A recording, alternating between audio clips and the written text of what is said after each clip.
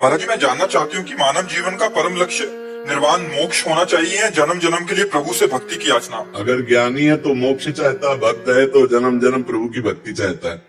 दोनों की मांग अपनी अलग है, इसीलिए हमारे शास्त्रों में मार्ग बनाए गए हैं, कर्म योग, अष्टांग योग, सांख्य योग, भक्ति योग, क्योंकि सबकी मांग एक ही थोड़ी होती है। प्रेमी मोक्ष नहीं चाहता, प्रेमी चाहता है कि भले बार बार हमारा जन्म हो, लेकिन आपके प्यार में मैं डूबा हुआ जीवन व्यतीत करूं।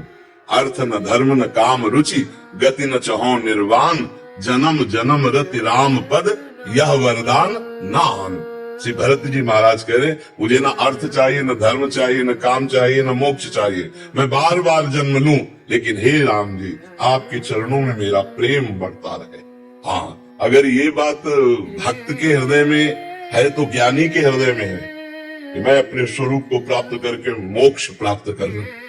योगी के हृदय में समाधिस्थ होकर परमात्मा स्वरूप हो जाऊं।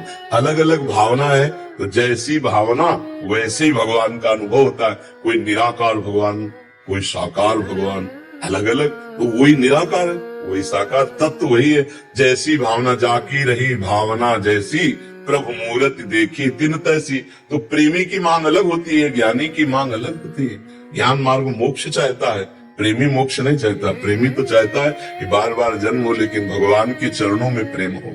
ये अलग अलग है। हाँ, प्रेमी के हृदय में मोक्ष की चाह नहीं रहती।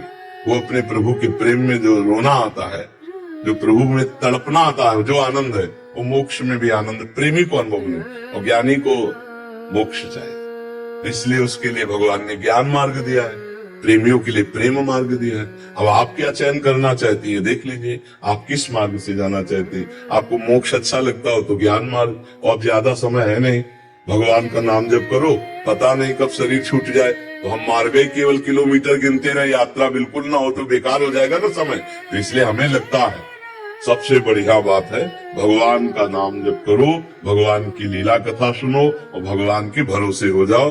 और वो चाहे मोक्ष दे दे, चाहे जन्म जन्म दे दे, वो चाहे जैसा चाहे। हमको सिर्फ हमारा एक काम है, भगवान की स्मृति में, याद में डूबना।